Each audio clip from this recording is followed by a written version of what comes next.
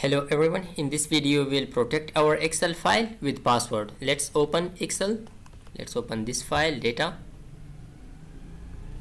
And to protect our file through a password, to encrypt it, it means that no one should access your file, and to change the data. So for that we will come here to the file menu.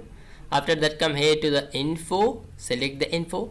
After that see Protect Workbook. Okay, press this icon, Protect Workbook. After that come here. Here are different options that you can use, but we will now protect our file. So for that let's select protect current encrypt with password. Okay, the second option, encrypt with password, select this one. After that enter password. One thing is that you should remember your password. If you lost your password, it means that you cannot recover your file again. So let's enter a password, select OK, re-enter the password and select OK. See, the file has protected now. So let's close it now. What happened? Okay, save it. Now let's open this data file. See, we paste with this password protection. Okay, this is protected. So let's enter a wrong password first of all. Okay, press OK.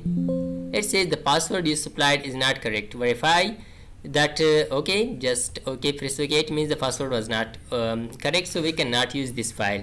Let's close it and open it again and enter correct password. Press OK. See, the password was okay, so the file has opened successfully. So it was all about how to protect your workbook or Excel file using MS Excel.